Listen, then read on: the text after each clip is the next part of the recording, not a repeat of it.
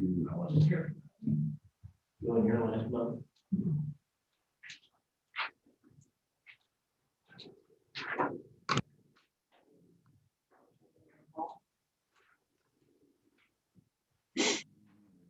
Well, yeah.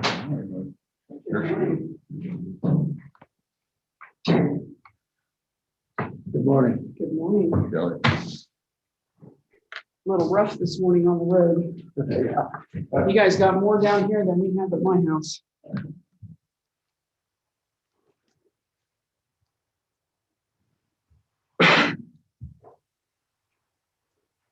Colleen?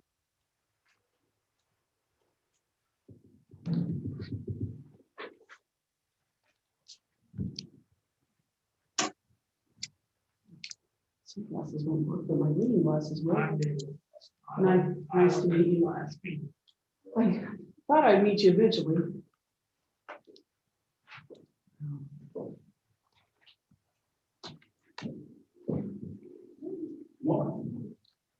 How is everybody this morning? Good? Yeah, you've been sick, haven't you? Yeah. Okay, I thought someone said you had the virus. Oh, good. That's great. I think my mom was Monday. First, second one. It's over here. Okay.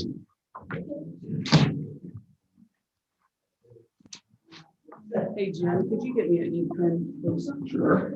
Thank you very much.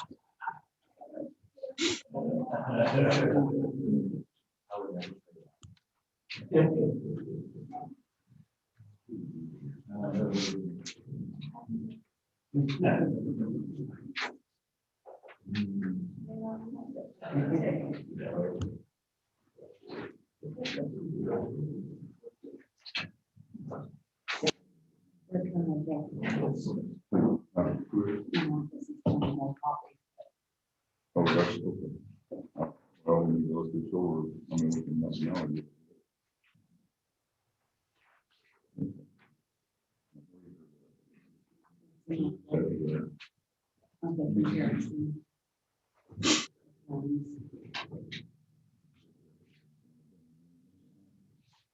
I had scanned it, that's right.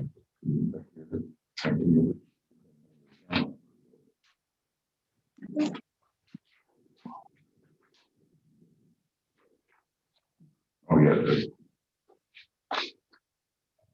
Description. That's what they. That's what we're skimming. This is good.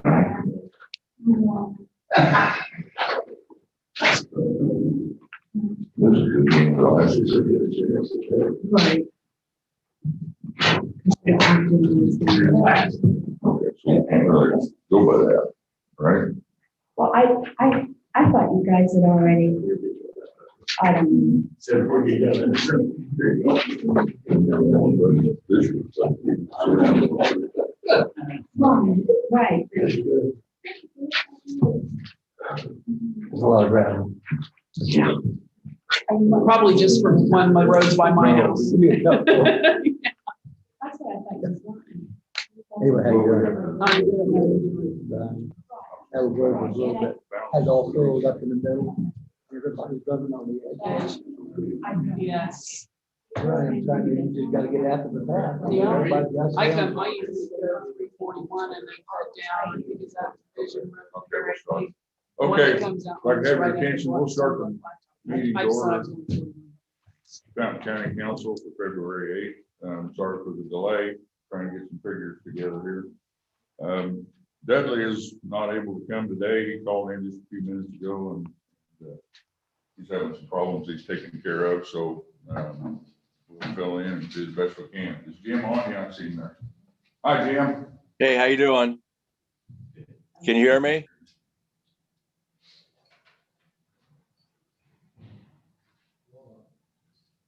I'm here. Hey, Jim, I don't know if Andrew Hall was going to be here today. He texted Did he get a hold of you? and said that he will update us on the commissioners' work on our next meeting, Yeah. which will be next week. Right. So, okay. Pass those down, guys. Have you all had a chance to look at the minutes of the last meeting for January 11th? Right now, I'm passing out the treasurer's rate reconciliation and report that we're going to approve here in just a moment. Accepting. So right now, we'll deal with the minutes. Does anyone have a motion to approve the minutes? Last meeting? I make the motion. Second. I will. Okay, motion made by Kelly and seconded by Tom to approve the minutes of the January 11th meeting. Vote. Yes. 6. Jim? Yes. I'm here. Yes. Give us a thumbs up if you vote yes on the minutes. Yeah. Can you, I can't get my, there we go. Okay. 6-0. Okay, you just had passed to you. I know it's been quick, but this is all you're doing is acknowledging that we have reviewed it and acknowledged receiving the bank reconciliation and monthly comparison of funds. Is there a motion? I will. Tom, second. Bill? Motion made by Tom and seconded by Bill to approve the bank reconciliation and monthly report. Vote. Yes. So. Okay, you should have received the sheriff commissary report and the sheriff's report. Is there a motion to acknowledge that? Bill? Second? Dale? Yes. So? Okay. Let's clear out, get you guys through here if we can, okay? Joe, you have anything for us? A couple things. One, and we took delivery of the 5 reader boards Okay, last Friday. Also, I got an email that should be either February 8th, that's today or tomorrow, sometime this week. We should be receiving the funds from the CARES relief of the $53,000 was paid for the 5 reader boards. So we should be in good shape. okay, okay. The other thing is the reimbursement grant for my pay for whatever it's. Now it's not that they changed the system around where it's not a full 50% of 3 people. They've cut it to where it's percentage of your county's public population. Population. Yeah, so instead of, I think Fountain County is 18,000, I think, that Butler should receive for the reimbursement. So, Based on that now, yeah. say your points. Pardon me. Well, they still go with, they still go with points. Does it still use the points? Still Okay, use the points, Yeah. but the Okay. maximum he can get is 18. okay, okay. So, anyway, that's where we're at there. And it did, the grant has been fully executed, so we should be receiving those funds here before too long. Okay, thanks. And then the other thing, I've got my LAPC meeting this Thursday, and I don't know who they appointed for this office to be on the LAPC, unless it's done. I'm sure we filled all the blanks that day. Well, I don't know. Joe used to be on it. Was it Jim? Did Jim or Keith do that? I thought, I don't know. I thought it was. We're looking at minutes. I think it was. You guys- Yeah, minutes, yeah. Doesn't it? Okay. So, right now, Dudley is the person that can come, but if he appoints somebody else to do it, or, Oh, okay, okay. I used to, he appoint Joe, right, and Joe always showed up at that. okay, okay, But that's this Thursday. okay. And then the other thing, we got notice of a public assistance from Homeland Security. It's for the health department, and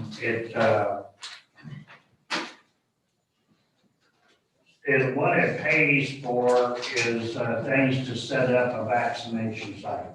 And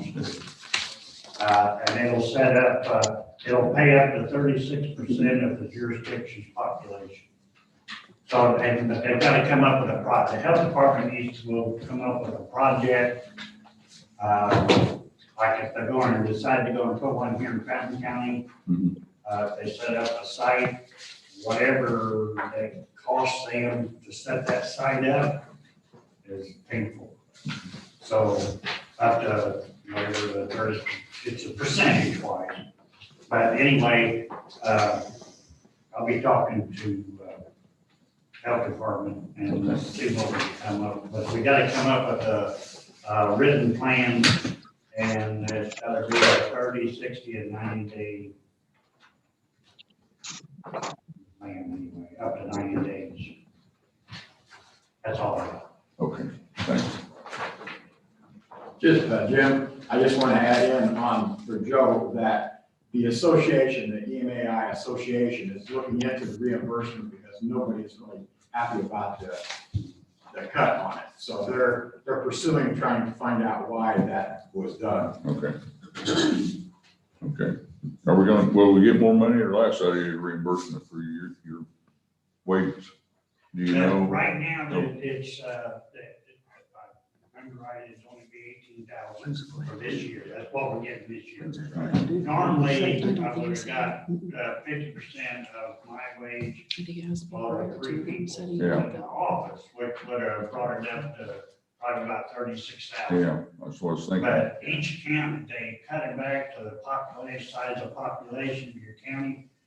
There's a lot of counties that are losing people because they've cut so much of it. And, you know, like these bigger counties that have 3, of course, they have the 3 people, but they're paid a lot more than I am. Right. But it's just that they have cut them to where they're only paying really for one person. And some of these counties are saying, whoa, we can't afford this. So they're getting a lot of feedback on it, I know that. Okay. Rusty, Yeah, we'll just move down the line there. all right, buddy.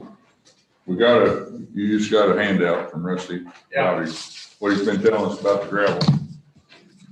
And I brought a little, so you can see in eyesight. Your handout's based right here on this 2-ounce pill bottle. When we had the road grader training school, I'm gonna let you pass this down. One of these is in every road grader that we have.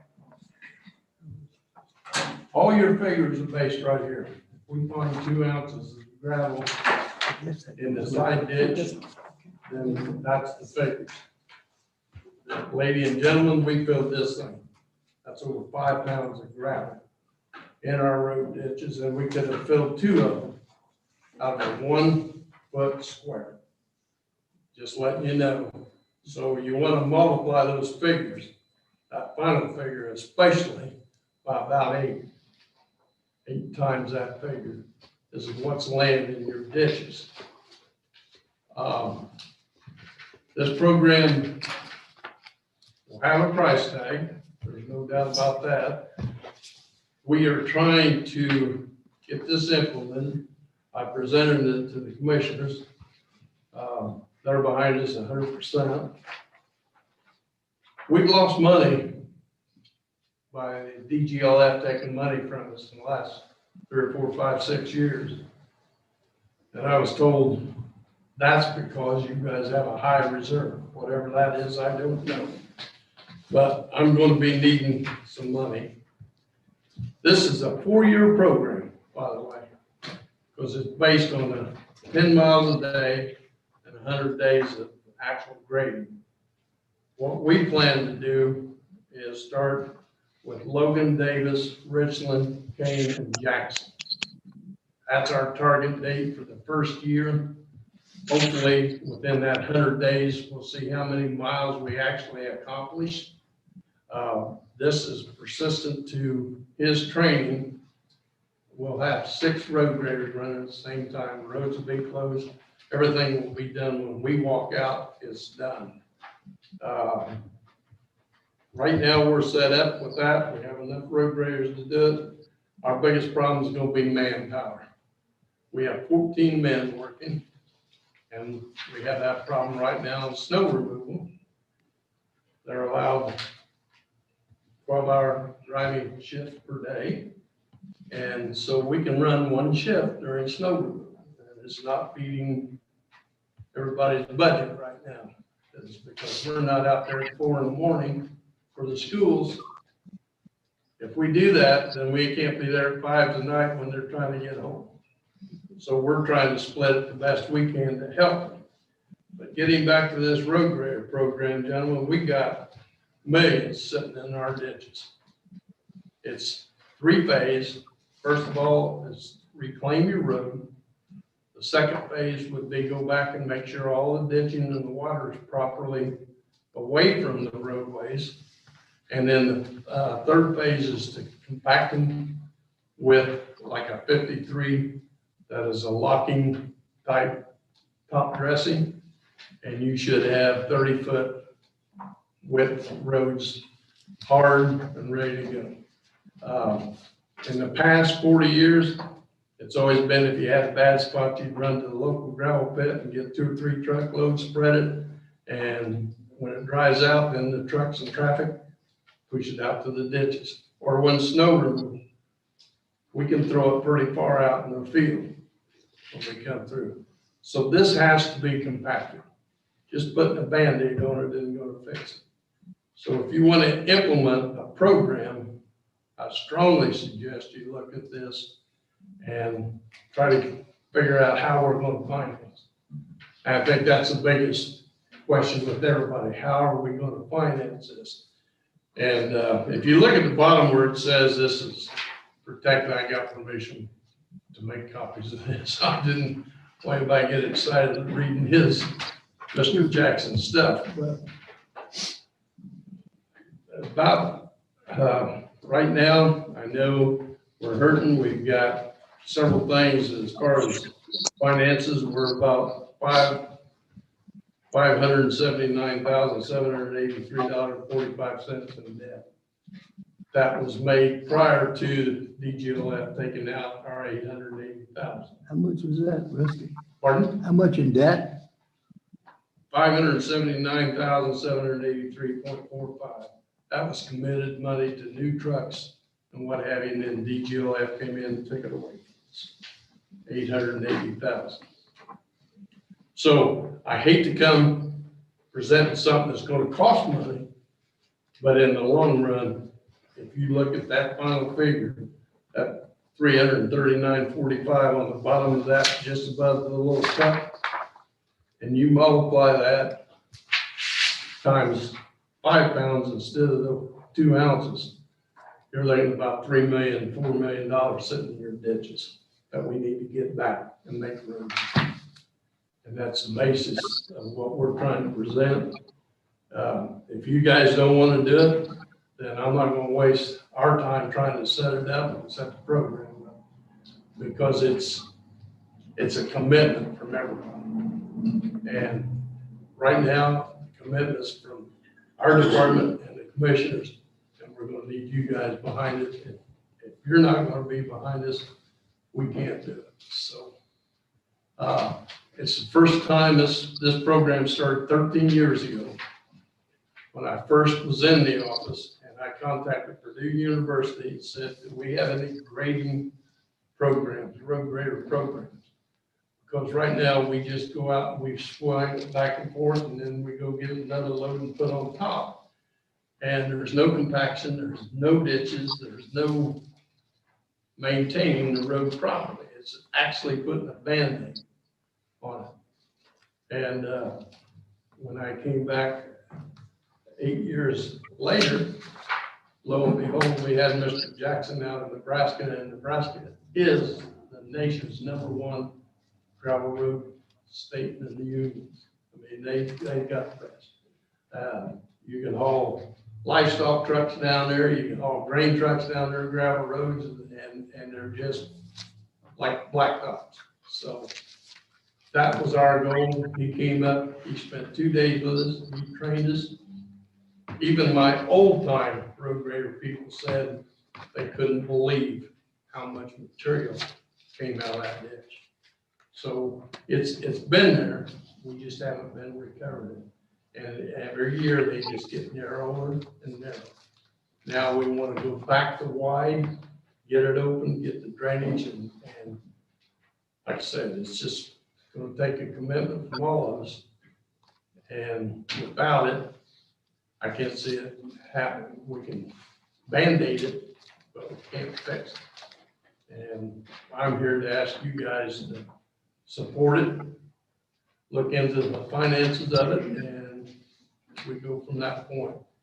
I'm not asking for a yes or no, basically right now, because you gotta put your heads together and come up with where we can get finances, where we can get this and where we can get that.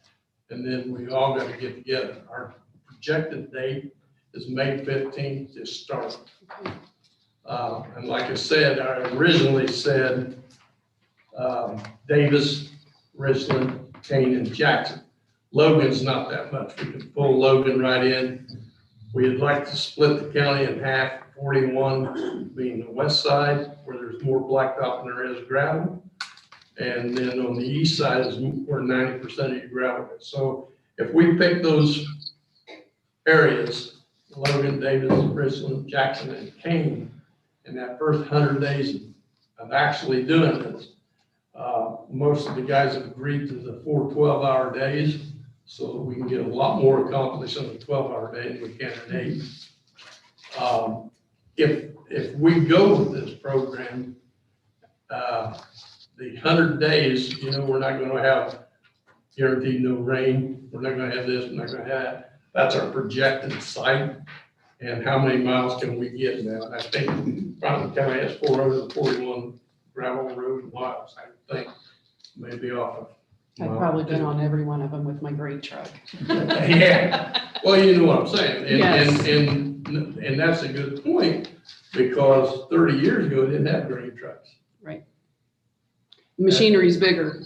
It's bigger, it's wider. It combines 30 Yes. foot wheels, inside wheel to wheel. And, I mean, it's just, that's not the compaction point. Actual per square inch compaction problem, school bus, Mhm. twice a day.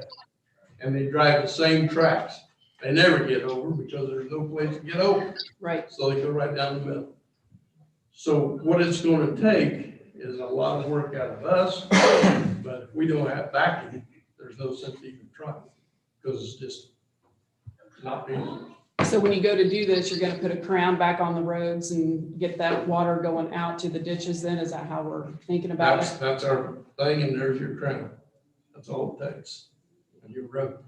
What I wanna do is compact the road to where you come down with your grain truck, you're not pushing gravel out. Right, You've got a solid like this top, and that's what we plan to do.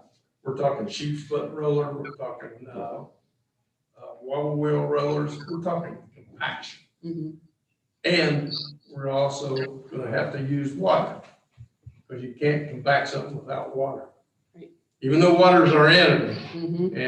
and that's the second phase, is make sure all ditches are flowing.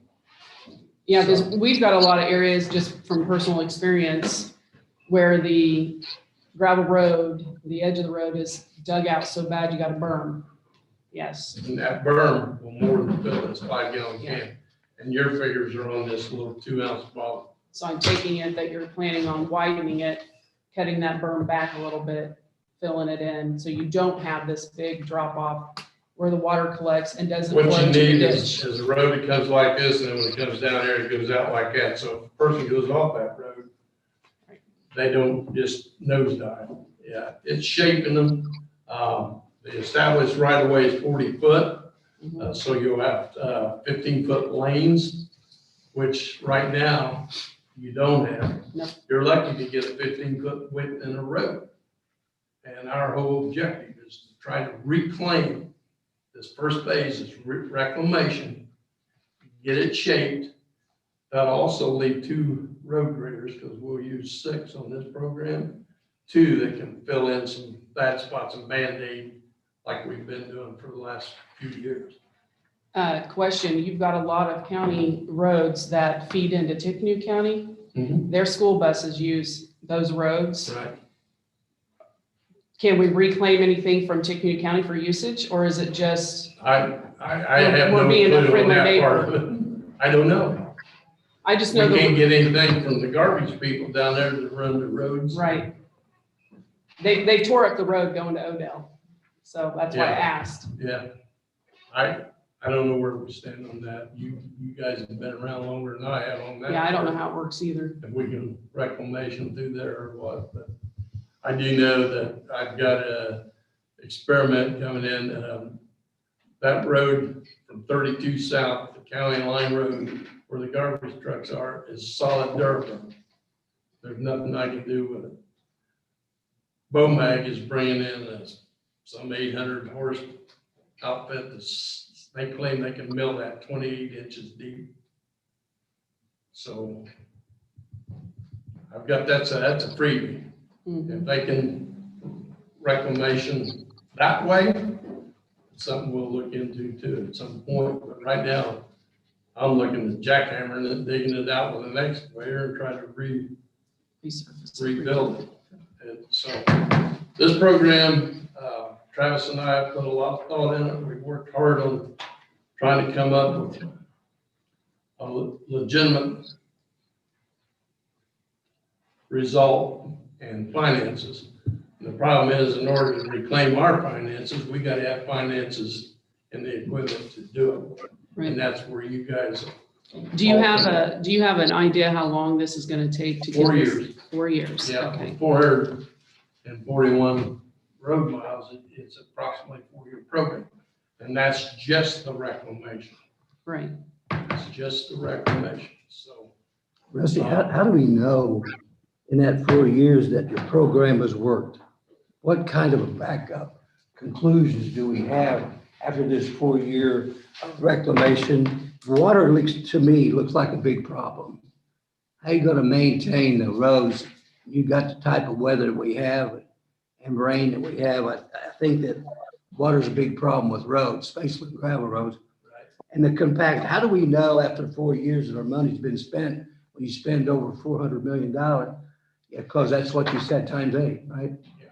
And so I just wonder, what kind of, I didn't think that figure was 400 million, I thought. Excuse me. 4 million. 4 minutes, excuse me. Yeah, sorry. I just Well, eyeball. that's all right, I just eyeball. that's all right. But I figure a little long once in a while, you know what? Well, in the first part, we're talking phases. Yeah. So you'll know after the first 100-day test, if this doesn't work, then we gotta relocate. We're gonna have to refigure something else. But right now, they're done nothing, haven't done anything for 40 years. So Yeah. it's time to kick something new in and change. We can't continue to do what we did in the 50s.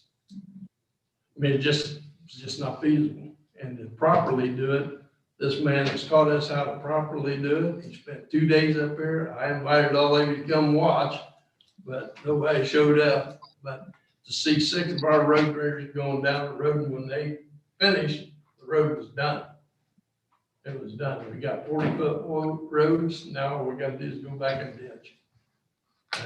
And they're not compacted because we didn't have compacted. So that's what we're looking at, doing it completely. I think after the first year, you'll know whether you want to put any more money in it or not. I mean, that's just my opinion. But right now, what you've got going ain't working at all. So that's, there again, that's up to you guys, not me.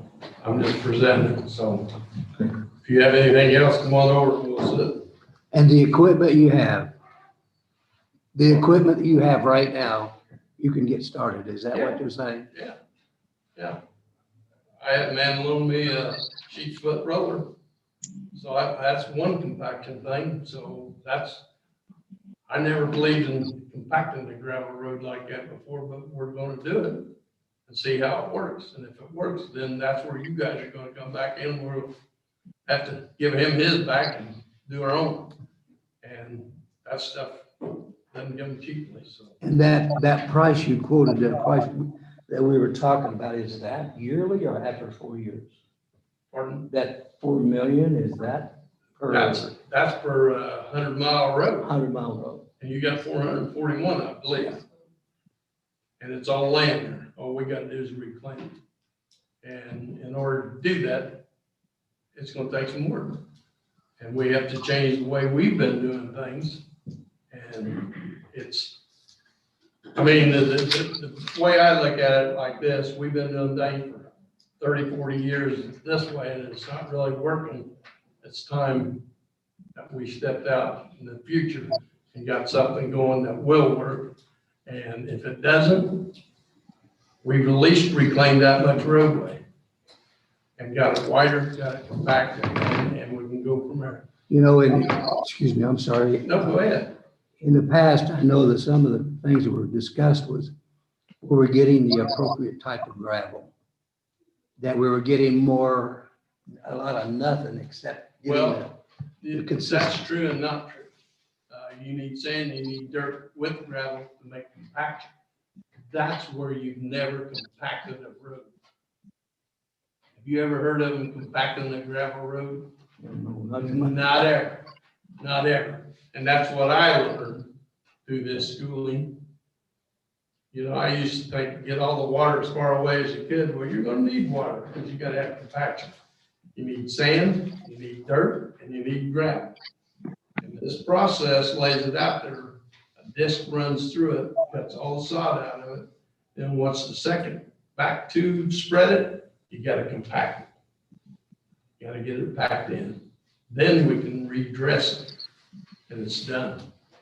So you'd have to be out there to see it done and see the difference.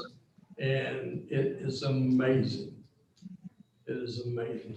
I got one other question I want to ask you, not pertaining to this, maybe it is. You know, I've been by the county garage there, and what's the gray machine, big machine sitting along? the side? Ditcher, Is that a ditcher? yes, sir.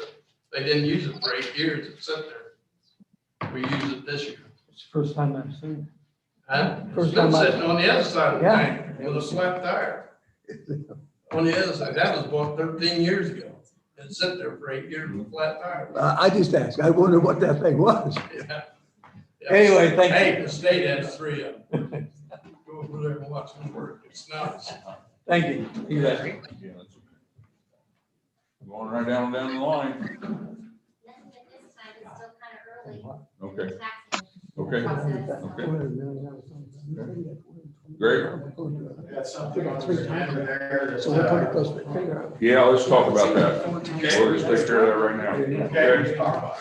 We just eyeball that. Greg's got a proposal here to purchase a new skid steer with tracks in the amount of $55,216.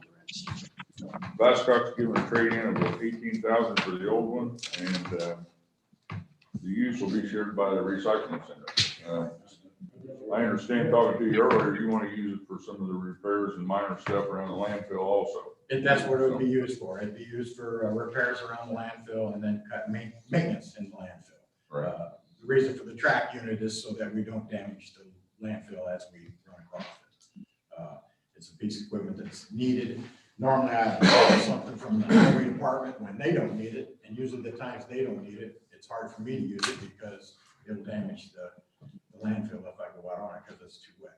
So this way here, they have 2 units at the solid waste, and it'd be easier to utilize one of those with that it's on site. It wouldn't have to be transported back and forth from the county garage.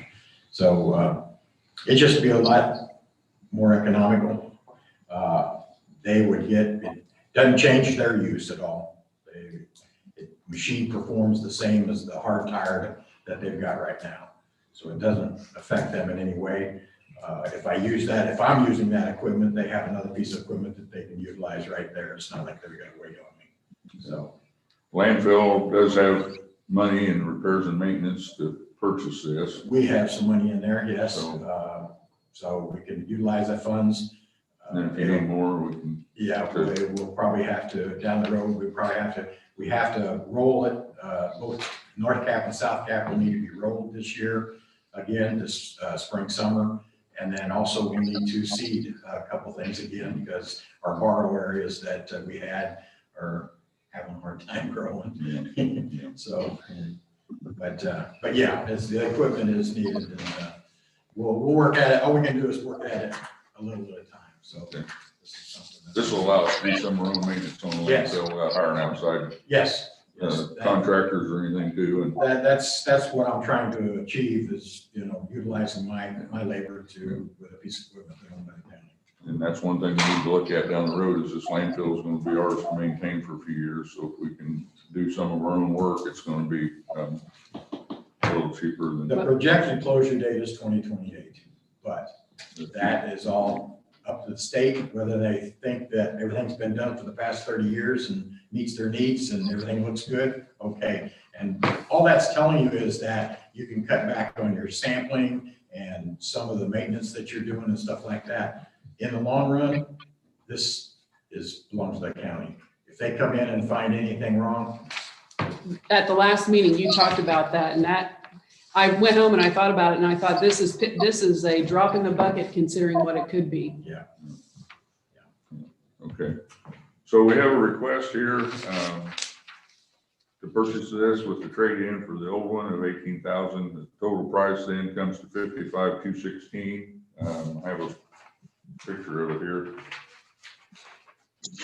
Typical track machine, but they're also getting a grapple fork. Yeah.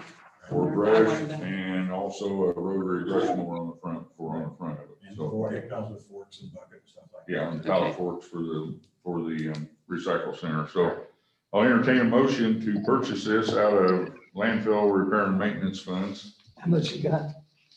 How much does he have to purchase this? I'd make a motion to do it. Yeah, we have the money. We have the We money. got it. I'll Several- make it. There's 75,000 put into the maintenance. We set that up, a yearly Yearly maintenance. basis. They budget that. I'll make a motion. Okay, Tom made a motion to purchase it. Second, Dale? Ready for the vote? Yep. Okay, 1, 2. Is Jim still on? Yeah, can you hear me? Okay, 6-0. Other than that, anytime anybody needs any questions answered, don't hesitate. to call me. Okay, all right. Thank you. Thank you. Paula? Garth? Yeah, a little bit. Morning. Morning. Morning. I sent you guys an email, I don't know what it's at, but I've got copies here for you just in case you didn't get it. We are up for an ambulance this year. We're on that schedule every other year.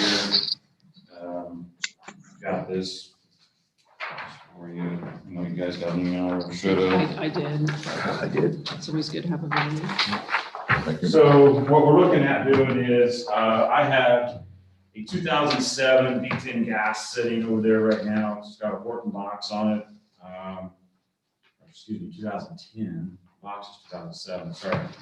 And I would request to have that truck remounted, which the price on that would be $162,800. And then all the below here is the equipment that needs to be added to that on the additional. That's not included in the 162. So we would come up with $188,555 for that. I have a question. Yes. What would it cost for a new ambulance? You're looking at, You around probably know 230. where I'm going with this. right, Okay. you're looking around 230, 240, minus This this extra right here, the stuff. extra 27, whatever, So you're, 27. so roughly 260. Yeah. Just say 260. So you're probably gonna be in about the $50,000 to $70,000 mark, Okay. you know, where you go remount versus all brand new. Right. You know, and it all depends on what you buy. I mean, you can Right. go out and buy a real cheap one, then obviously it'll be down, but then you pay for that later down the road. One of the things we look at is we buy ambulances to last for a while, because I just wanted a comparison. no, yeah. You know, 260, 270 is a good range for Yeah. a new one versus 189 Right, for a for a remount, rehab. yeah. Mhm. And the box that we're remounting is like one of the top of the lines. I mean, it's right up at the top, so it's a good quality box. The box, the truck has been inside the whole time. It's very rarely got out. So we kind of looked through it to make sure, you know, as areas it's rusting through, stuff like that, if it was, then it would be no question, we would remount it, because we didn't want to spend the money trying to fix all that. So, but like I said, it's been inside the whole time. It's not, we did use it, but it's been inside. It's not set outside. So it's still in very good shape. I had the representative go through it. I went through it. My maintenance officer looked through it. It's a very good quality box, and I would like to have that remounted. I did send this to Dudley. Also, he did respond back. I know he's not here, so I don't know what you guys want to do, but he was in favor of moving forward with it. So, We talked about that with you at budget time. yeah, I can't remember what we, I think Brenda said it was like 160, but we could, if there would, it could, they would, if it was more than that, you might be able to move some money around yeah. and be able to, Well, we want to keep you updated, and that's our plan, is to Right. keep money in a fund that you can move forward with. right, So, I mean, I think that would be our statement to you today, is to go ahead and keep moving. okay. Um, So do you want me to move forward, go ahead and start with getting this done then? Yeah, I would say so. I know the money's been Okay. thought about from last year in the budget, and it's, okay, we've got 155 in QCAP development that's budgeted. So we Hey, got Garth, five you for said this would be a equipment. So we've got diesel. 160. Yes, this will go on. Because it's replacing a gas, is that correct? Yes, yes, we're going on a 2021 Ford F-450 four-wheel drive. Yeah. Yeah, 450, and it will be diesel, 6.7 liter. Okay. And we actually have 3 of those right now, and we really do like them. Okay, so you're running diesel now, Yes. okay. Actually, that's all I have now. We used to have 2 gas engines, V10 gas. There's a lot of theories behind the V10, the gas versus the diesel. The 2 gas engines we had, I don't know if we got the lemons, because they didn't ship very good. They didn't do very good. Because Park County had the same type. They didn't have any troubles and they shifted fine. Ours just shifted horrible. We took it to the Ford dealer. They said there's nothing wrong with it. I mean, we were on an ongoing battle with it. This truck, it's on its, we had to put a motor in it. And, Yeah, by that time, you might as well just. where the theory is, I kind of talked to other agencies that have, like Indianapolis and Boone County, and then they run gas engines. Their theory is if you blow a motor, it's $5,000. If you blow a motor in a diesel, it's $15,000. Mhm. But then you. But look they at the also model. outperform a gas Exactly. engine, That's so, kind of where we were at, and that's kind of where, Craig and Don and Tim were all the way up to this point. I think that's where we, and the commissioners, the council have been too. Right. With, you can put more mileage on a diesel engine and it will still perform Right. like it should. right. And we could, you look at a gas, we looked at, you get about 100,000 miles, and you really start to need to look. You can get up into 175, 180 with an ambulance. Right. Then you need to start looking at replacing. Just because of the wear and tear you got.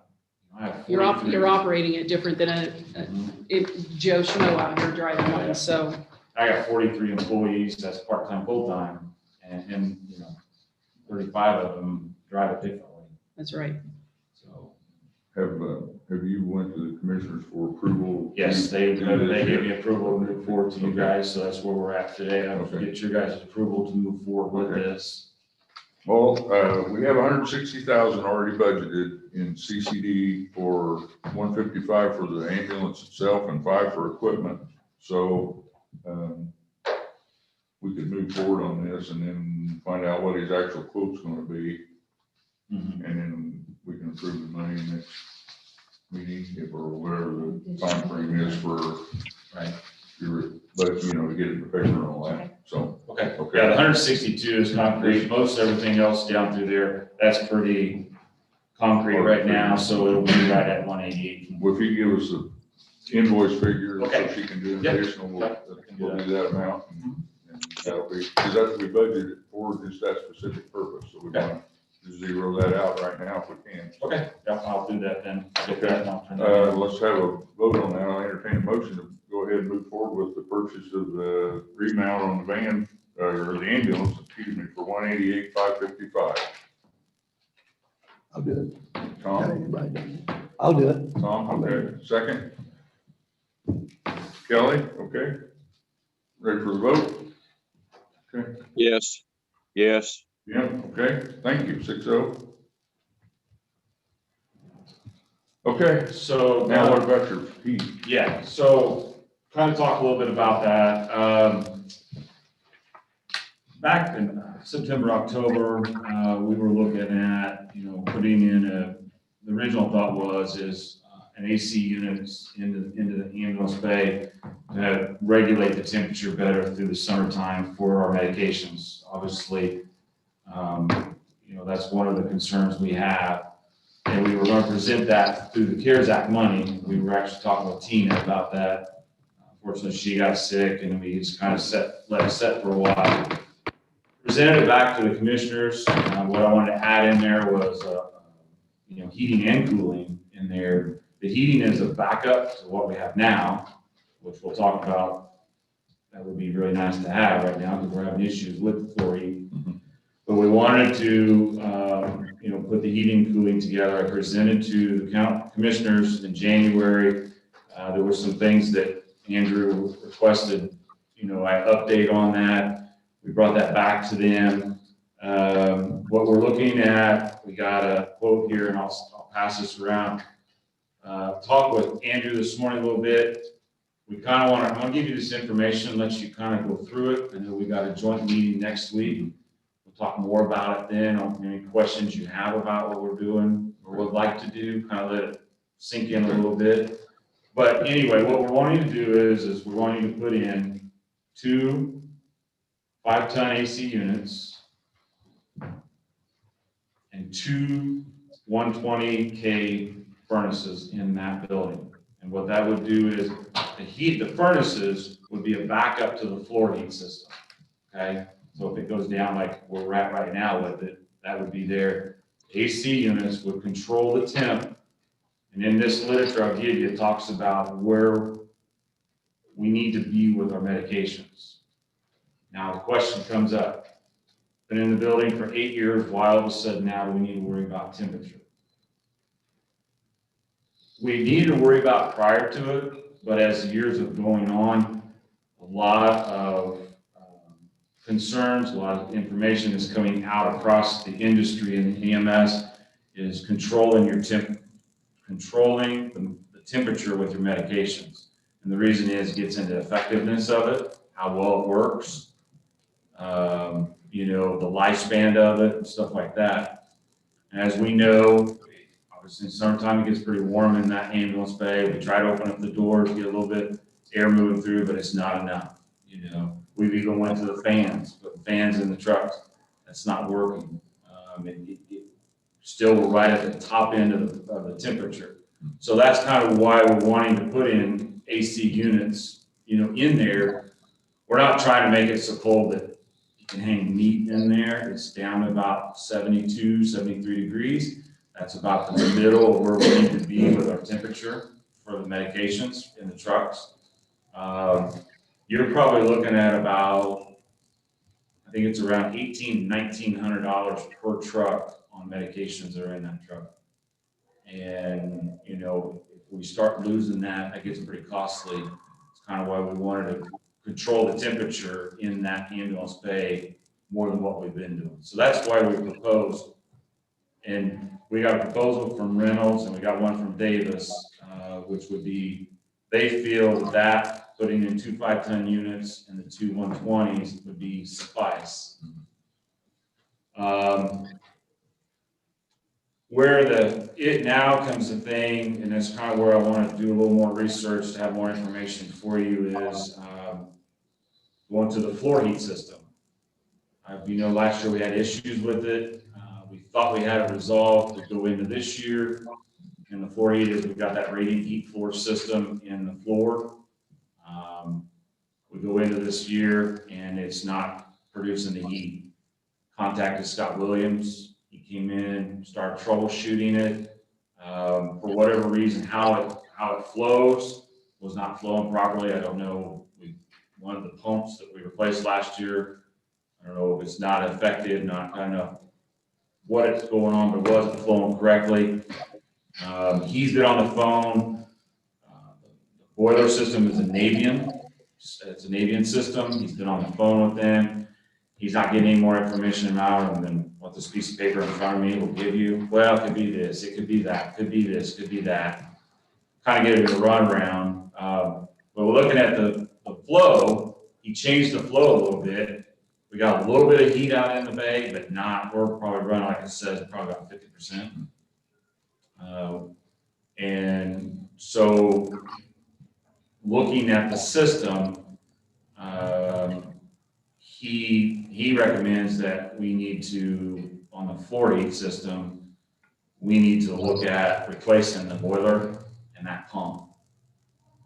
He says, unless you guys want me to keep putting $400 or $500 in it, we get to a certain point and never fix it, and then say, okay, then we should come back and put a new boiler in it and spend that kind of money doing that. It's really sad that this system has only lasted 8 years.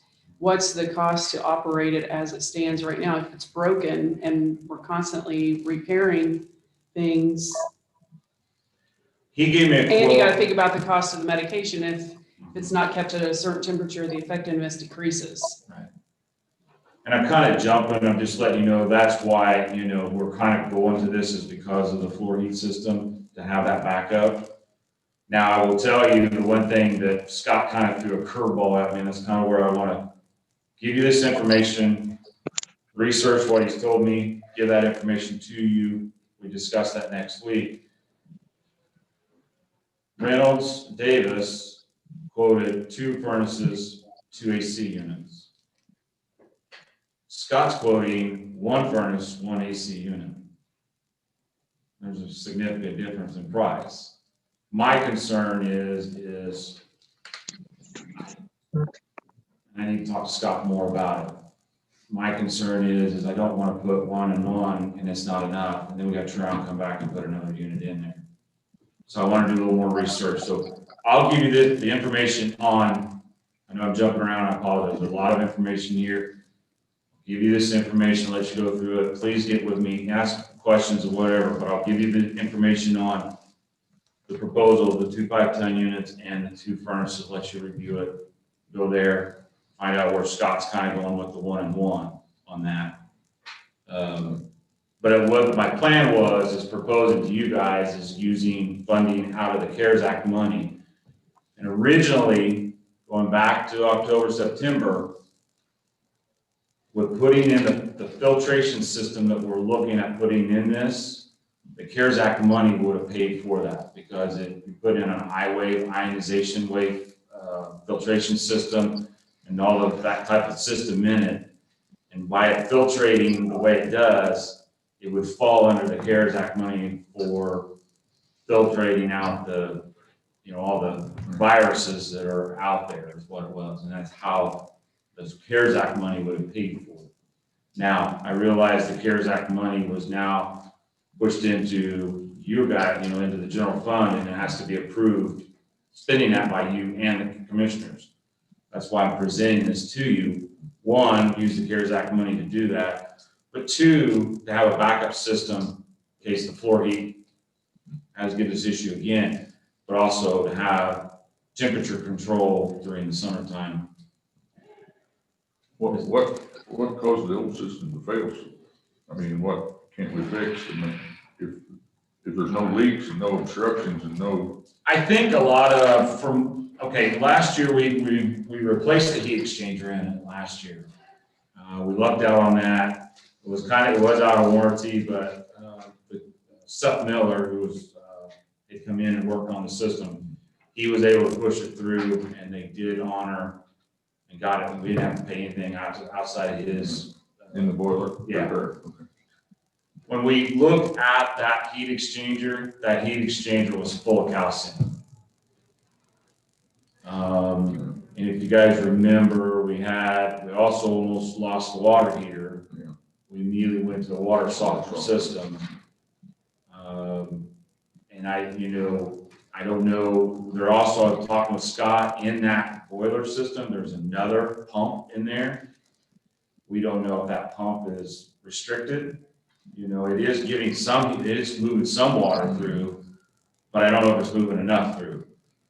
Also, we looked at the exchanger, heat exchanger. We don't know if you'll be standing there and it revs up and down and it mimics that it's starving for gas. So one of the things Scott reached out to Navian, they said, well, maybe the O-rings in there and the orifices are not big enough. You need to put a kit in there to open that up, but then they can't guarantee that's going to fix the problem. So he also went back and went farther to make sure, are we getting enough gas coming in to the system? And he said, yes, there's plenty of gas coming in. It's all in that heat exchanger, all in that system. He did a lot of different things with it, got it to work, but it's still not effective. It's not doing what it's supposed to be doing. So it could be a combination of things. We look at, he said, we had to replace a pump. There's a distribution pump in there that obviously goes through the loop. It comes around, comes through that, and then that distributes out to the stations. There's 4 stations out in the bay. We had to replace that pump last year. Did we run that pump again? Was that pump big enough to push it? We don't know, but we also feel there's some issues there too. Garth, do you know how many, is this an every year occurrence that you have to fix something? This is the second year in a row. The first 7 years, I never had a problem with it. It's the last 2 years that we've had the issue. I wonder what the cost is to run that versus having furnaces. That was a long discussion in the very beginning. Tom was part of that. We talked about, doing the furnaces in the bay versus the floor heat. I think we felt in the beginning it was upfront cost was very expensive, but I think when the numbers were ran, you can correct me or wrong, I think over a period of time, we saw there would be a savings. And I think we saw the savings up to the last couple of years. I can't tell you the percentage of savings, but I think you can correct me wrong. I think that's kind of where we were at with that. They thought the electrical floor heat was going to be better. Yeah. And so it was. I'll be honest with you. I was a little reluctant because of the cost. But first 7 years of it worked fine. It's just the last 2 years it's given us issues. And is it from the calcium buildup? Is it back, Corroded in there. I I liken it to a water heater, when it gets calcified, it's no good. Yeah. And we almost, like I said, we almost, knock on wood, we're still okay with the present water heater, but we had troubles with it and we immediately switched to the water softener and we've not had trouble since. Well, that'll help. On a new program. I guess I guess the question is, we need to move sooner than later, but on that, I will say one thing is it did maintain through the weekend. When I left on Friday, it was about 64 out there. When I went in this morning, it was around 64, 62.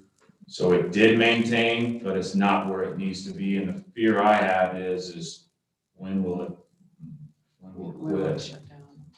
And the doors were open a lot this week. Right, we're busy, Yeah. so, Okay. Well, bring us all the information you can, or let us have the information. yeah, I'll give you the information on replacing that. If it's something that we want to look at and then make decisions next week on that, on the fixing the floor. Yeah. There's 2 separate things here. You got a floor in the AC. right? Yeah, Okay. this is separate from this. To me, the floor heat's a high priority. This we can discuss more about, if you need to. I don't want to wait too long because I don't want to wait until we get in April and then we're behind the ball. But the floor heat, we've got to move quickly. So, and I talked with Scott. Scott's giving me a quote. He did say if it was approved today, I'm not saying it has to be, he could order he would have the stuff by Wednesday, he could install by Thursday, so what I'm saying is it takes a couple days to get it, so he can have it in quickly if we waited, and, you know, if you wanna wait till next week to discuss it, I mean, it's up to you guys. I'll send it, the quote right now is around to replace the boiler and that pump is right at $5,427. How much? $5,427, and I'll just give you, while I'm doing it, I'll just give you copies. Does he think that'll fix that? He's pretty confident, he believes it will. You got a new pump too? You've got, the pump is on this. But, you know, I mean, that's up to you. I'm just letting you know where we're at with it. But these other two heaters are supposed to be a backup then, if that, right? Yeah, if we want to put in a furnace and AC unit, that would be the backup to the floor heat if we run into another issue like we're now, or in the situation we're at right now. But from what I gathered from Andrew, I talked to him this morning, kind of wants to table this a little bit, so and I'll give you this, as soon as I'm done here, I'll give you all this so you can look through it. Okay. My concern is if we replace this boiler and it goes down, that's not fixing the problem. We've spent $5,000 on something that, I mean, it's a stab in the dark, you know? About one. Yeah. I mean, I don't know how you guys feel about it, but that could be $5,000 to Right. something else. From what I gathered from Scott is, and information from him is he feels that there's a lot of issues in that boiler system and that pump. He feels that with replacing that will fix it, but you're right, Kelly, we could go right back to. Yeah, it could work for a month. Right. And then it's down again. What I'm other just parts trying, are there? you know, the cost What other effectiveness. parts are there besides, this is the main? That's it. That would be it. I mean, outside of, if there's a plug if there's something plugged up inside, you know, down in there, but, you know, in the lines in the floor. But, Those are some kind of plasticky type line, aren't they? that yeah, typically- and there's no show of leak. And from what we gather and we see, it seems to be flowing. I mean, because you can actually go to the stations and you can feel, you know, that there's heat coming through. So I think they're flowing, you know. Just not enough. Right. The other problem we ran into last year, and I still think it's an issue also with this is, we had an issue last year, there was an air pocket in the system and Seth had to bleed it out. He got it all out, but he wasn't too confident he had it all out. Talking with Scott, we kind of still think there's an air pocket in that system, which means he'll have to go to each one or he'll have to bleed out each one. Well, isn't there a manifold someplace to serve? There is, but the problem with that is when that was installed, and Scott even said this, was each line going out should have had a pop-off valve or a valve, you know, where you can hook in and bleed off, and they don't. There's only like one in the whole system, so you have to shut all the three systems off, open up one and bleed it, shut it off and work your way down instead of going through the individual ones. Can't the return line can't they re-pipe them now or put that piece in? You can go in there and put that in, but that'll be an added expense on going in and putting in the, shut off, the pop-off valves, the leaders in that. So, I mean, that's another option too. I mean, that you're gonna have to look at. Why? Sorry, there's a lot of information here. Sounds like it's a hot mess. Unfortunately, it is. Garth, you know, there was a panel that you were supposed to check, or somebody was to check there in the department about every day. Now, maybe I misunderstood that, but there's a board or a panel board that kind of looks after the heating and cooling system. And you know about that, that's what you're talking about already. You know, the reason why it's all a big circle, because what you're really talking about is medication. That's what you're really talking about. Right. And so I've talked to a few people. I read your report. And if I'm on that ambulance, You know where I'm going. Right. I want to make sure that that stuff, I got back to those. I want to make sure that all this medication is up to par, it's adequately heated, cooled, or whatever. And boy, that would be an ongoing problem I can see, and I am all for you. Because you just looking at a big problem if we don't fix it.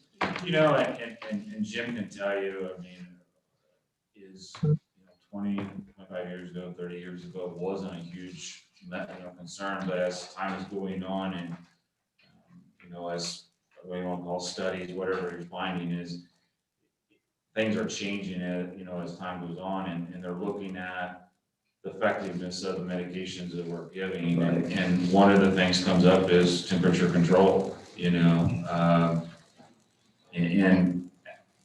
I know that's hard time to swallow that sometimes, because you think about that, putting a AC unit in a ambulance bay, but unfortunately, that's where we're at, and we need to do that. And the life, try to eliminate as much liability as we can is what we need to do. We're not gonna eliminate it all. We're always, somebody's gonna be out there that's gonna wanna. Well, and it's not just medications. That's the most important factor. But you're running diesel trucks, and if you don't keep those warm or keep them plugged in, they will gel up, and you don't need to be doing that on a run. Right. You don't need your fuel filter to become like a honeycomb. Yeah, exactly. So you've got to look at that too. Yeah. So there's a lot of factors in, like I said, I'll give you, as soon as I'm done here, I'll give you guys copies of the proposals for the AC and the heating, let you look through it. We'll talk more about it next week. Kind of let you digest a little bit. There's a lot of information here. And I apologize for that, but that's kind of where we're at right now. But we don't know for sure this is gonna fix it. Let me do some more if that's a concern. So let me talk with Scott a little more. yeah, talk to him a little more about the 1-in-1 versus the 2-in-2. That, and then I'll talk to him about this the floor heat system. Yeah, And I'll email you guys, but I'll also bring it next Tuesday with the joint meeting and talk about that. The frustrating part to me about all this is when, I remember how good this system was when they were building the med shed. And we spent the extra money to get it. And now in 8 years, we don't know how to fix it. And I keep hearing And that just frustrates the crap out of me. yeah. I feel like Me too. sometimes I'm in the medical field, and when we talk about it is we can line 5 cardiologists up, and 5 cardiologists are gonna give you 5 different opinions. And I kind of feel that way here, because what I'm hearing, I've heard some people say, we should got 15 years out of this system or more. And then last year, and then even Scott said, Seth said it, and Scott said it, is the manufacturer says, you're lucky you got 8 years out of the system. Oh, that's sad. And we're at the 8-year mark. And I'm like, But they didn't tell us that when we were buying. exactly. And another thing, they probably didn't realize at the time, you're not on city water. You're in the country and you have lime and calcium and rust in your water, usually in the country. That should have been allotted for at the time of install or purchase. We are actually You're on not city water. water. Are you on city Yeah. water? Oh, thank God. But Because it could have been That's even our water worse. as well. You It know, really is. but it's still hard. Yes, And I thank God we put the softener system in, because I mean, so far it's helped. okay, so that's an added cost to the system. But that plays a big factor in those lines in the floor. Yes, 'Cause that's what- You have to have Being on non-city Yes. system, you're talking about the hot water heater, you talk about, Mhm. I had a boiler at one time, that don't count, but when they used to come out and he'd replace the pump and stuff, he'd take and flush that line for an hour and a half to get all of these radiators right here. mhm. Rick just spent a bunch of time going around and they were bleeding them off and getting all the rust out of them. I don't know if you guys understand what I'm getting at, but I'm thinking, what is the overall cost to keep the boiler system radiant heat in the floor over the course of time of the life of a furnace? I mean, this thing may die in 2 years and You know, the big factor of this, and Jim, you remember, and Dale, you can too. The big factor on that floor operation was the amount of time the doors were open. That it was gonna be not very effective because the doors were open when you guys came in and out. I was gonna ask you another question before you take off. How long does it take you to sanitize up? Sanitize the ambulance, I don't know, probably 2-3 minutes, probably. Depends on what we're talking about. Yeah, I mean, it We can depends do on a what. quick- We can do a quick one in about 5 minutes, but if you're talking a thorough one, it's 2 hours. With all this COVID, that's the reason why I read your article, you know, and I thought, wow, how soon can you do that? Because within seconds, you're right back out on the road again.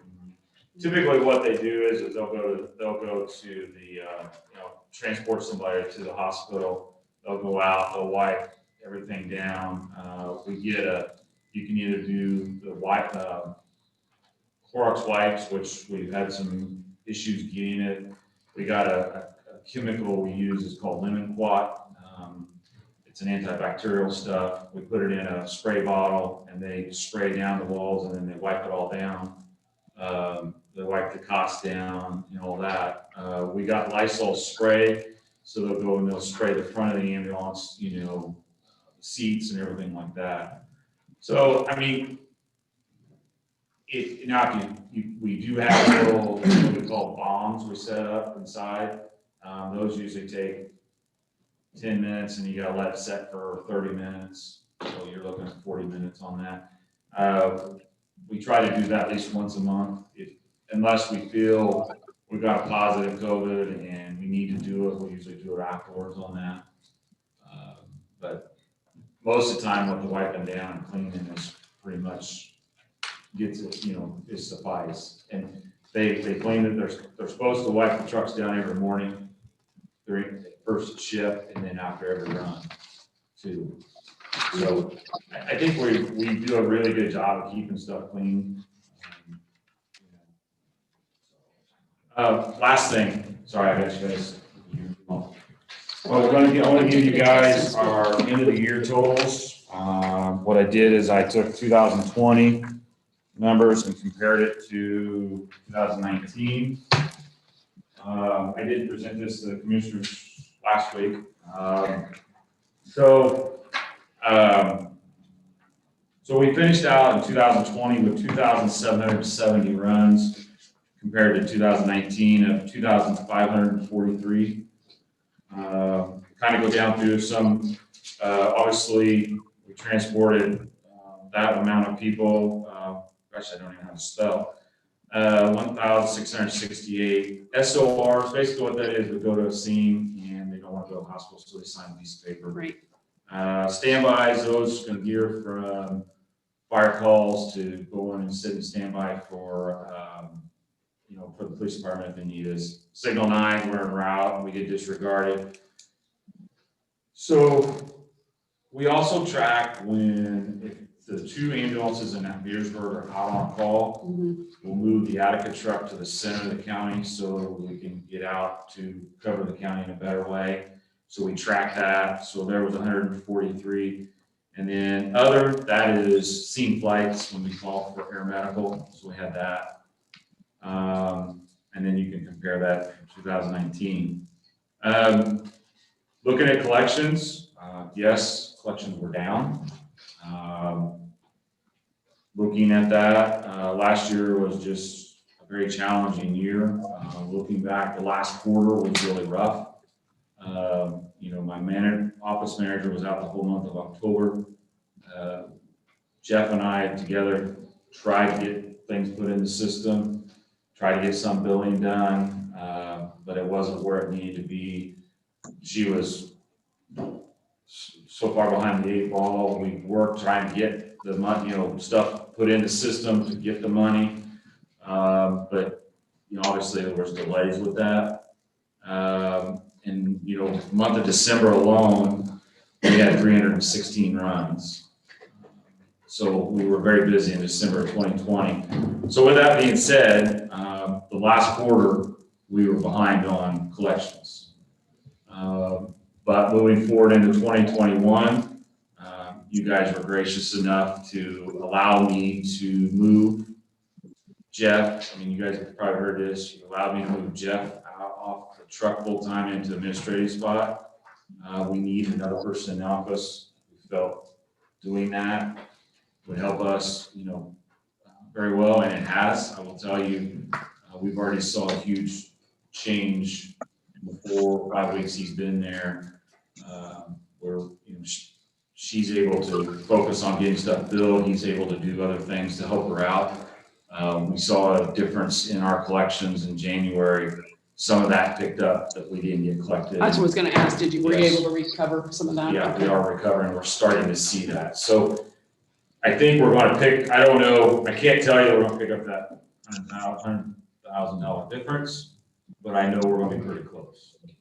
You know, some of that could be due to non-employment from the workplace being shut down Yeah. or an illness of the Yeah. people, so. Not, and it could be, yeah, slow response on, getting paid from insurance companies. We did see that coming. And it was more toward the end of the year. I know, Tom, you asked that question before. In the beginning, it wasn't too bad, but I think more towards the end of the year, it got delayed on getting. We are getting the payments, it's just a little delayed. Some of them changed their way of doing it. They wanted to go to, instead of a paper check like we always did, they wanted to go to a virtual card. So we had to change that, like a credit card, Mhm. and we didn't want to go down that road, so we kind of went more to direct deposit, so we had to get that all set up. So that's kind of where that played a lot of factors in this, but I think moving forward, I think we're in the right direction. I think we'll get that picked up. I got a congratulations to him and his department. I've heard some good things about you, Garth. I think we have a great ambulance service, Mhm. and I think we serve the people well here in Fountain County. Thank you. We try. So, any questions? Sorry, a lot of information here. Yes, Carol?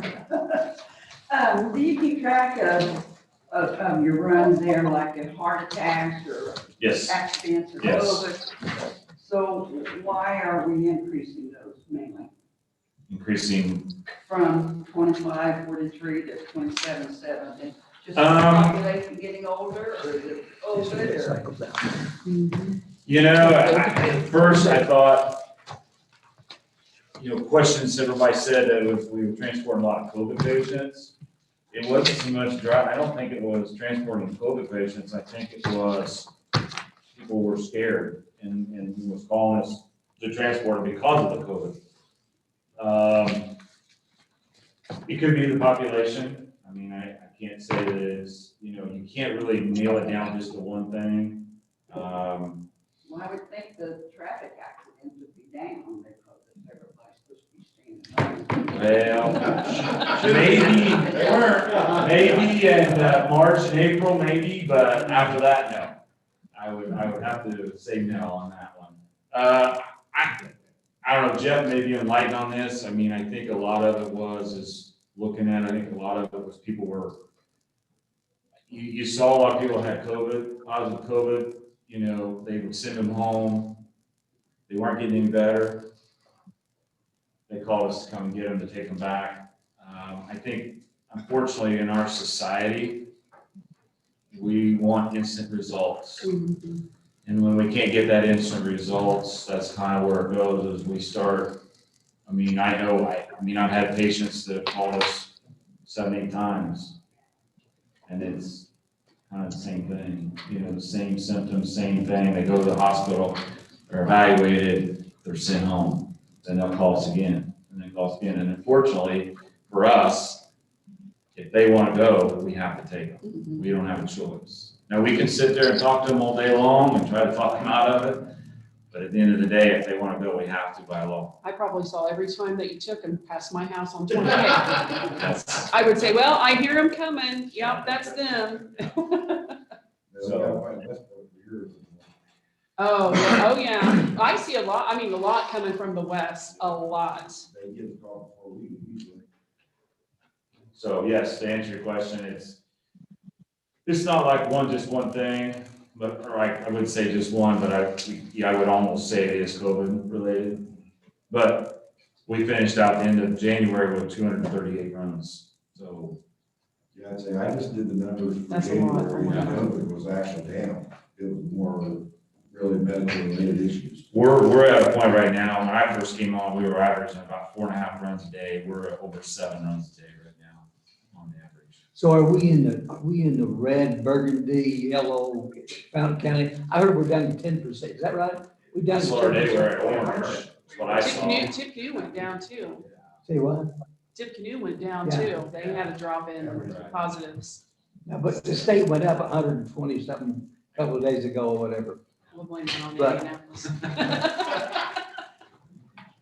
I gave you that other packet there. I'll let you guys review it. That is the packet for, just a reminder, that is for the AC heating Yeah, units. I was reading through that. Yes. The first thing that caught my eye was the total, Yeah. and the total to replace that thing was a quarter of the total. Yeah, and then, like I said, Scott put in a quote to put in an AC and a heating unit, but he's doing 1 and 1, whereas you look at this as 2 and 2. So I need to investigate that.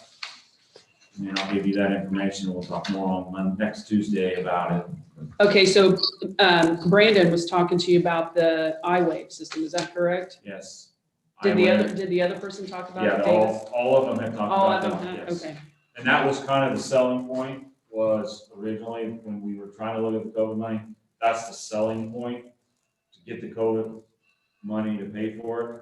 Now, obviously, the money's been changed. Obviously, it's now in your guys' possession. Obviously, it has to be approved by you guys, ultimately you and the commissioners to be spent. But prior to it being moved, this would have been the selling point for the CARES Act money to pay for it, was the iWave system in there. And the reason we got on this was Park County actually put in a heating unit, or AC unit in their facility. That's how we figured out that CARES Act money would pay for that, potentially. I'd like to come out and look at that system with you. Absolutely. And when you're there, Yep. or can I come out? Absolutely. I just want to. You're all welcome to come out and look at it. you saw it when it was put in. so Yeah, you just we been saw it was dumbfounded put- by it. Yeah, and I thought, well. You're all welcome to come anytime. So, I mean, that's, look at it and just kind of making you aware of it. We'll talk more as I get more information. I'll give it to you. Let me ask you this. Are you guys opposed to, let's say we do away with the radiant heat and went with the 2 furnaces and the 2 A's, you would be okay with that? That would suit the needs? I don't know where the cost is gonna be, as of heating and cooling that, it would, versus what we're doing now with the radiant heat. Right.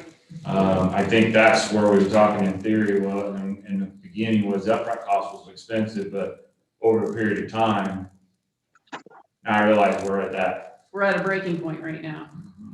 I honestly think the heat exchanger system's got plugged up with calcium, and that's what's caused all of our problems, but that's my opinion. And if that's the case, it probably broke down other mechanical issues with it, mechanical pieces. And we move forward, we have the water softener system, which feeds that out there. The main line comes in the living quarter side, and then it's distributed from there out to the. And you can't reverse the use because it could corrode, the system could corrode and not be functional. Summertime, carbon filter, not water circulation. That's, yeah. Sitting there. Yeah. Yep. I don't know, I just popped in my mind, I don't even know if you can do it. I'll ask Scott, is there a way of flushing the system out? Yeah. Now, we'll say, the only thing you run into is that's got, an additive in it. I can't think of the name of it, what's in it. There's an additive in it that's mixed to help it from not freezing. Mhm. I can't remember the name of it now, but that can get, from Seth telling me, that can get expensive, putting that stuff in it. But it may be something we look at as too, as flushing it out, if we stay with that. Okay. Well, Just trying to gather up as much I would say that a lot of information things as tabled. I'm gonna say we're gonna take. Yeah, and I'm okay with that. I mean, I talked with. I don't think we can act on it without having some hard answers. I mean, If the floor tubing is fine, and we can replace a couple things and get a new boiler if it's corroded up, then that's fixing it. right. Mhm.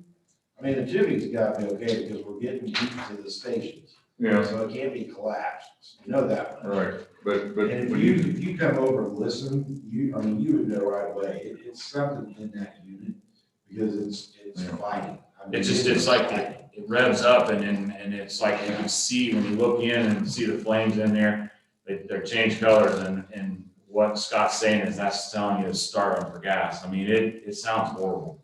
Sounds like it's almost gonna blow up is what it sounds like. okay, Oh God, let's hope not. Right. all right, But that's where we're kind of at and on that, so. okay. All right, well, we'll table that then. for- Yeah, and I'll give you, I gave you quotes on the place and the boiler and then all that other, and Mhm. I'll talk with Andrew and you guys and keep you updated. Make sure you leave one for Jim and we'll have, make arrangements for him to come in and get it or whatever. Jim, we're gonna get some Did information for Definitely you get on any of that. that info. on Not the, yet, but I will send that to Okay. you. I'll email it to you. Information, so we'll get it. It'll That be way down we there can for you. read it. Okay. Right. Okay, That's all I have. Sorry, I know it took almost the whole meeting, but, No, it's just stuff we have to know about, so, all right. Okay, Thank buddy. you. thank you. I'll give you a call. Okay. Kathleen. I don't have anything. Okay. Anybody else back? Okay. Anybody else back there? Nope. You're good. Okay. I do want to go back up and acknowledge the report of collections from the clerk, health department, recorder, and sheriff for December 2020. We just need to acknowledge that we did receive them by email, and we got them, as I recall. Yeah. So I want that in there, that we did receive them. Okay, then moving on down, we have to the auditor. We have a trade craft estimate for fixing a repair of the ceiling due to a leak in the amount of $3,755.52. And it's starting to work on it February 22nd, takes approximately 2 weeks. Is that where it leaked over the desk? Yeah. I got a simple call for that. Can we do this, general maintenance, is that enough appropriated out of that? I don't know if it's appropriated. You gotta fix it. I don't know, county You fire. do it. No, Unfortunately, it's like sticking a Band-Aid on a problem. Next it's. It's like sticking a Band-Aid on a I'd like problem, to think about that. but it's gotta be When done. I We can did make the a fund motion. balance report. Yeah. it comes Two up things I to- want to do today. What are we gonna do right with our- I would like to take the repair of the courthouse out of county general maintenance funds, but she can't get it to draw up on the computer to show. I'm sure we appropriated money out of that to fix stuff. I would like to pay for it out of, county general maintenance. That's what that fund's set up for. If you can find that it's been approved, and I'm sure it has, unless there's a snafu somewhere, but if not, we can take it out of seeded money, which is economic development. We've done that on this also. Yeah. For 3755. 3755.52. You ready for a motion? I am. Everybody understand it? It's taken out of county general maintenance. Yep. She can't get it to come up on a computer right now on her report, so. But if not, we'll take it out of seeded money, Mhm. okay? Okay, now I'll take a motion for that. Tom, you got it? Yep, You wanna make a motion? I will. Okay. Second? Dale?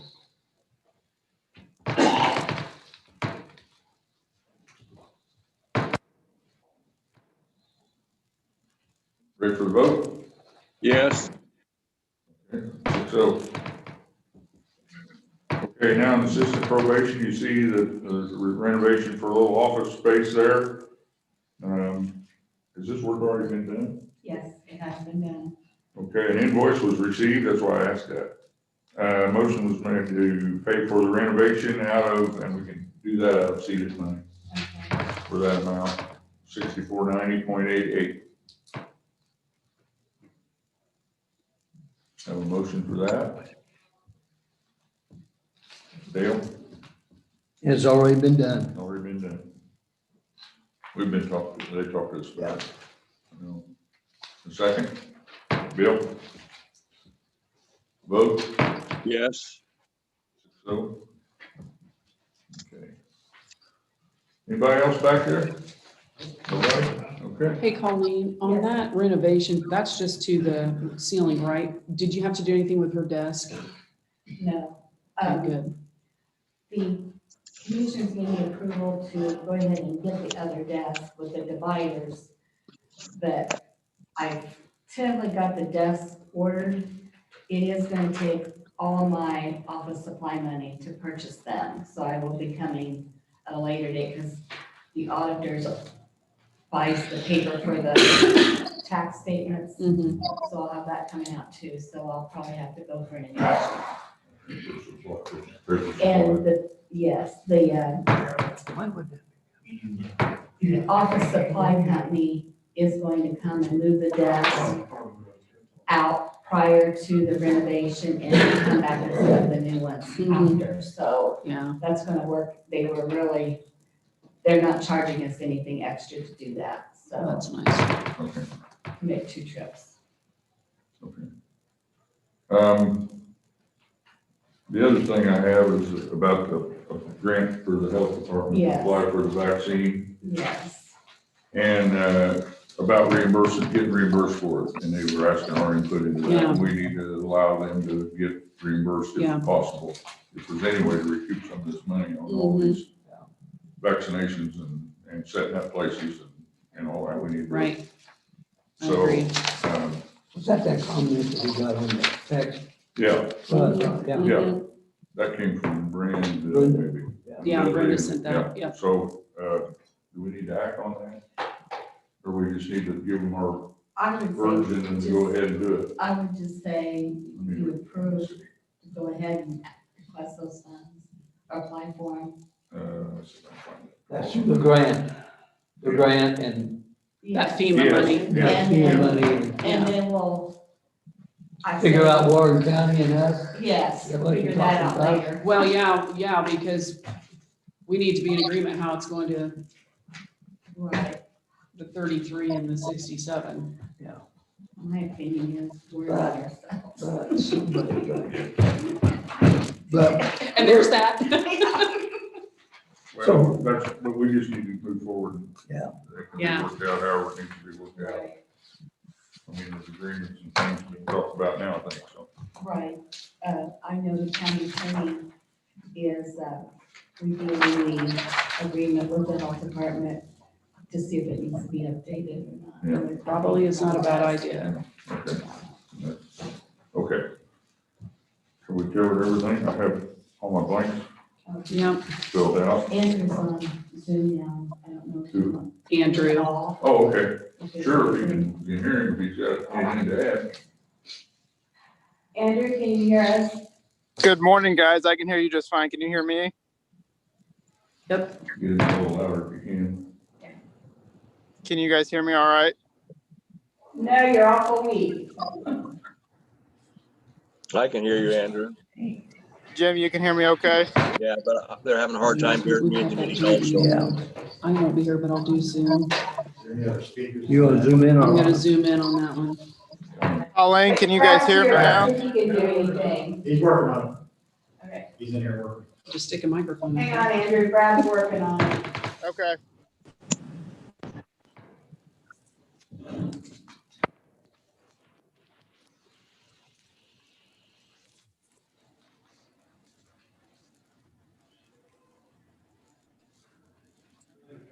For that. Can you hear us now, Andrew? Yeah, I can hear you okay. Can you hear me? Okay, we can hear you a little better. Okay. I'll try to hold it close. Hey,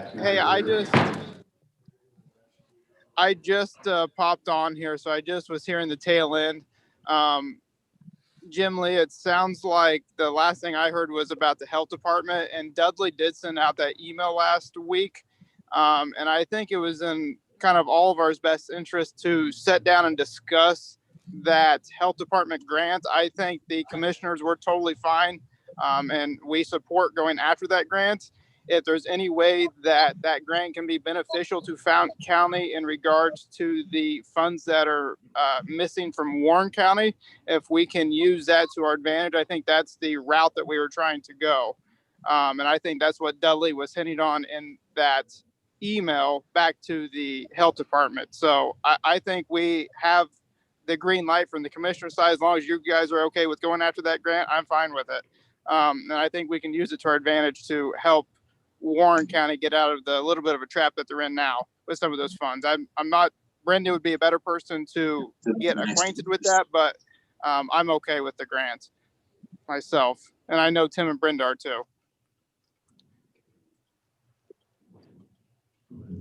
Basically, you're saying it was okay with it. Yes. Okay, I Yes. caught most of it, but okay. Okay, okay. Second order of business is I have a lot of updates for you guys, but I really want to be in person to give them to you for a whole host of reasons. but we're pretty excited for some things that are coming down the pipe work that we've worked really hard on. And I think you guys are going to be very appreciative of some of the stuff we've been working on. And I know you guys will want to be a part of it and help us through the process. We do have a joint meeting next week, and we do have a pretty good presentation from a company, Amoresco, that is not concerning. It concerns the heating system of that building, but it's actually a much bigger plan that you guys will be very thrilled to hear. But I want to present it to you in person before I give you any more details. So you guys will just have to hang with us and anticipate the surprise for next week. I believe that Brenda shared with the council the drawings for the room downstairs and the HR Veterans Affairs rooms upstairs. Have you guys seen those blueprints? We've got the downstairs on the, Andrea, we have the drawings from the last the last meeting on the wall here for the downstairs. Okay, great. I just wanted to be sure you guys are looking at those and can see those. Everything is kind of, when it comes to construction, we're kind of just in limbo mode at the moment until we have our joint meeting and kind of discuss where we are in the whole scheme of things of the county and not throwing darts at things.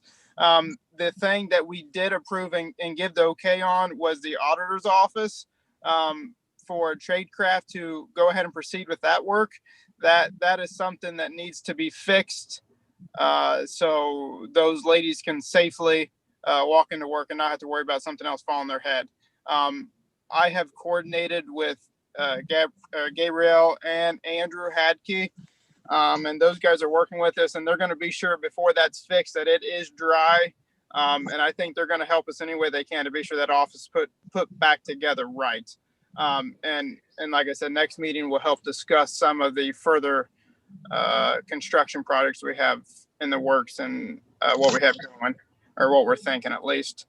Were there any questions earlier in the meeting that I missed that you guys wanted to address?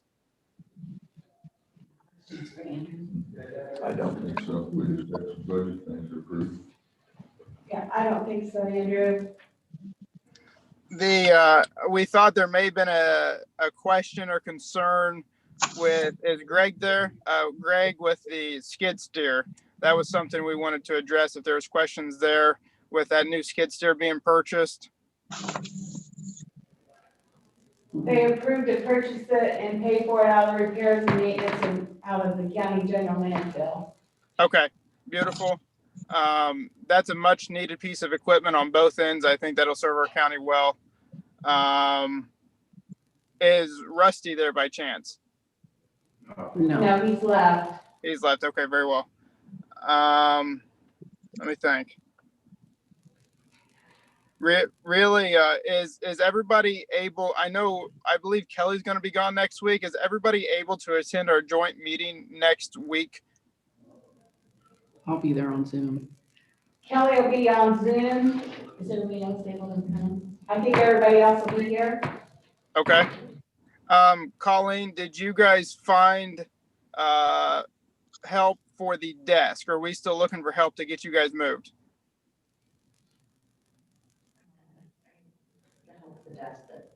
We have that taken care of. The office supply company is helping us, and then also the judge has ordered some probationers on Thursday afternoon prior to the 22nd. She's ordered them to show and help move.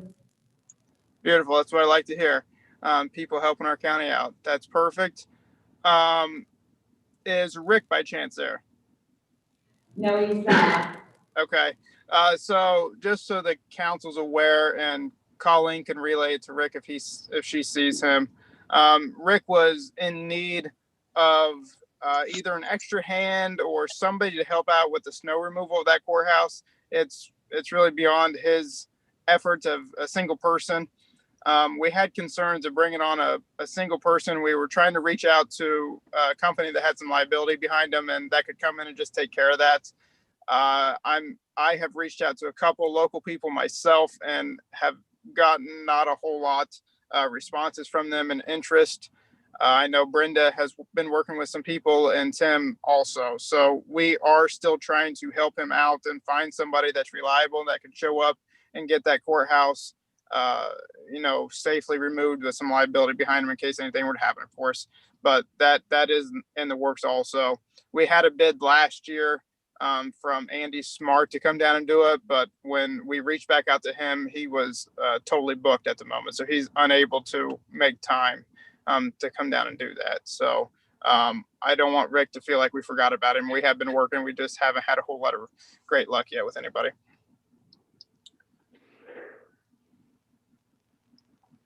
I don't think there's anything else crazy going on. I know you guys are going to want to know where we stand with a lot of those projects, and that's what the next meeting is going to be about. And I had this great presentation put together for you this morning, but it just didn't work out with Indiana weather.